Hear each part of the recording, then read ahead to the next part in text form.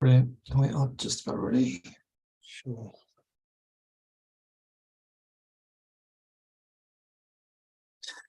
Excellent. So it is Tuesday, the 14th of March, 2023, and I have in the room Stephen, a young trader.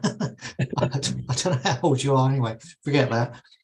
Anyway, Stephen and I have worked together extensively last year. My name is Mike Hamilton from Trade Easy Way. So he and I are just going to sit here and chat about his experience last year. And I'm just going to ask him a few questions about his experience last year and how he's going this year, so that you can get a feel for how you might want to trade full-time.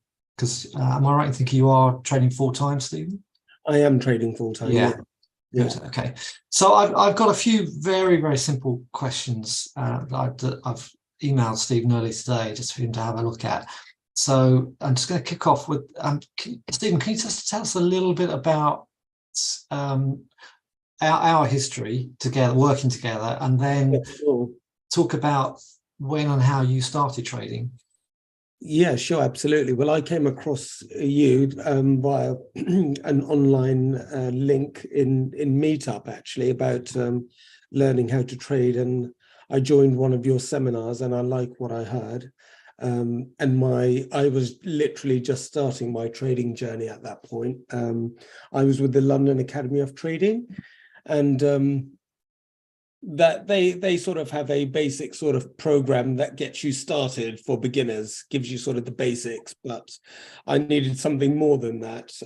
So I got in touch with you, and that's how we sort of started our working together in learning how to trade properly, so to speak.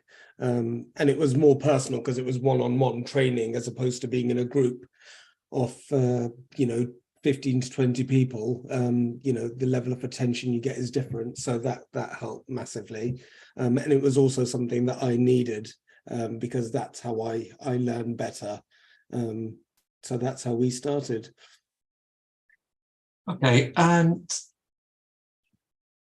so when you came off the initial beginners course, how confident did you feel about trading at that stage? Before you and I started working and you come off this beginners, where did you feel you were in your journey to becoming a trader?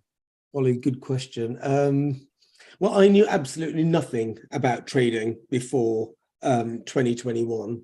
Zero. I'd never looked at a chart in any way, shape or form, really. I got into trading by fluke through a friend who mentioned it to me, and I liked what I saw, and that's how I got into it. So I think I made a lot of naive schoolboy errors initially, thinking this was going to be really easy, and just sort of jumped in thinking, oh, everybody that I knew who was trading was making money. So I thought, if they're doing it, I can do this. So I just jumped in and went on the course on a dummy account, which is the best way to start. And then once I'd stopped on the dummy account, about sort of August 2021, I opened an actual live account with about, I think a small amount of money, something like £5,000, and started playing with that. And that just went quite terribly, to be quite frank. It didn't go well at all. And that was around the time I started looking online for seminars and trading experts, and that's how I came across your profile. What in those at that particular stage then, what kind of mistakes were you making? I was making a lot of just naive schoolboy errors, actually. I had terrible stop losses, and one thing that I did a lot was move my stop loss a lot to give it more room. And that obviously is an epic fail. That was probably the main error I was making. And also I didn't actually sort of use any of the features on the platforms like fibs. I didn't use them well enough, because the course that I was on didn't really teach you to use them well enough. So I didn't really know about them as much. So yeah, there was a lot of just there was a lot of guesswork going on. I was just jumping in thinking, okay, I was trying to read candle patterns without understanding candle patterns.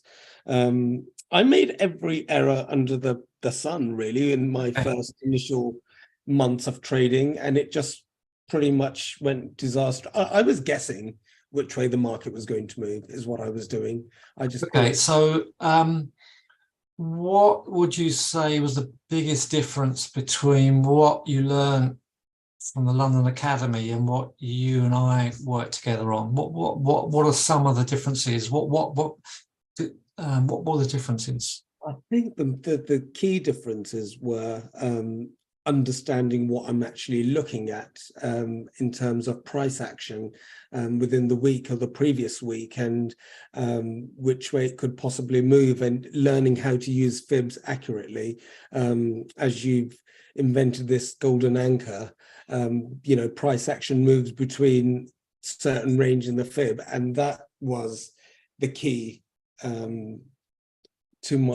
that changed my learning. Started to put that into practice, was probably the first and foremost.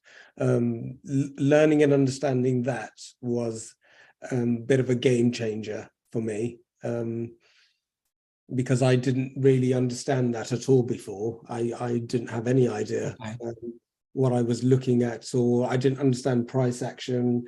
I just saw something moving in a certain direction, i.e. into a bull market going up and up and up. I thought, it doesn't matter where you enter, you can just enter and it'll go up. But then so it sounds like the beginner's course was fairly basic then, because it taught you to obviously get a chart up and what happens in the chart, but it doesn't sound like they really gave you, really sort of defined what was a trade setup then, by the sound of it.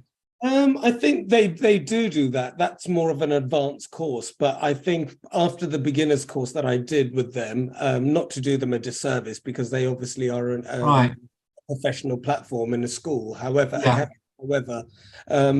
I think what it was with me is that I needed or wanted one-on-one learning with someone who was available, every day to teach me directly is what I needed. And I think being in a group and doing it online from home, having sort of 2 1-hour lectures a day didn't really work for me. So I think it wasn't that they don't do a great job. It just didn't work for me. Their model didn't work for me is what happened. Sure. So I needed something that was more personal.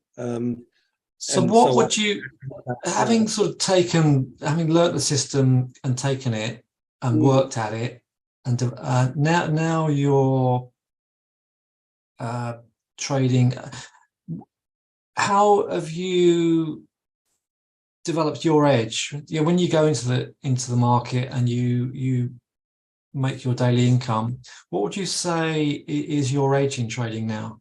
I think learning to sit on my hands and be patient. I'm sort of getting to a point. I mean, I'm still new to all of this. I mean, this is my first few months working on my own without a mentor. I am learning to sit on my hands and feel absolutely confident that this trade will work. And obviously, you can't be 100% all the time, but sitting on my hands and sort of sitting back and just, if it's gone or doesn't give me the pullback that I need it to give me, I don't bother jumping in most of the time. I just leave it. And I don't ever feel like there's a missed trade because they swings and roundabouts. They'll come either way. They're either going up or down. You just have to get in at the right time. It's a never-ending buffet. It's a never-ending buffet, as you say. Yeah, absolutely. So I think just if I miss a trade, it's fine. I'll sit on my hands and fighting that FOMO, which is challenging. So that's probably giving me an edge now, learning to just sit back. And I would endorse that, because I think that's something that I recognised in you quite early on, and I actually commented it quite early on, because I think that is a valuable lesson. That is a good edge. Yeah. Sometimes it's not about when you trade or how often you trade. It's knowing when to trade and when not to trade. And that's something, as there was a stage in my trading journey where I was originally trading from fundamental analysis, and then did a huge amount of technical analysis training, and yeah, I was mentored as well. I went to all sorts of, I did several different courses with several different people, both UK and US. And it's from that I developed this system. So it's come from a lot of different levels and background reading and so on and so forth. But yeah, but you know what? Something as simple as knowing when to trade and when not to trade it sounds really simple, but it's that aspect of discipline, because discipline, the level of discipline you need to trade and safeguard your capital is extremely high. Yeah, absolutely. And I think what I've been doing, and to some degree, I still sometimes do it. I'm not going to pretend I don't. There is old habits jump in. You know, their old habits are hard to kill. So there are days I'll just press the button without doing a full analysis or tick all my tick list, so to speak. You know, I will do that occasionally, but not as much as I did before, which is helping.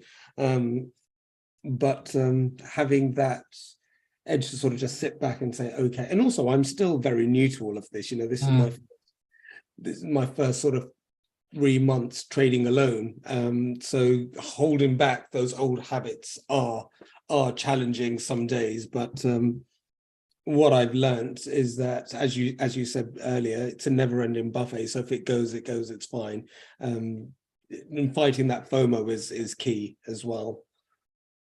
And also sometimes it's about, depending on what style of trading it is and what your personal style is and what your trading plan is, it's sometimes about just sitting there and waiting till the target to hit as well. So there's different types of discipline, knowing when not to trade, knowing when to sit in a trade. And I think I'm still trying to find my personal style, actually. I haven't quite refined that yet. I'm still sort of experimenting, trying different things, trying different you know, graphs and charts, etc., seeing what works, what doesn't work, you know, because at the end of the day, every trader needs to have his own style and his own edge. And what works for one person may not necessarily work for another. So that's also something I'm still experimenting with. But generally speaking, I'm sticking to rules such as a golden anchor, and you know, if it's past certain fibs, I just don't bother. If it's within a certain fib, I also just leave it. It needs to be in certain places for me to look at it carefully, but holding back is key. As a day trader, how much time on an average week would you spend looking at the bigger time frames? I look at the bigger timeframes a lot to get a sort of more of a clearer overview of what's going on.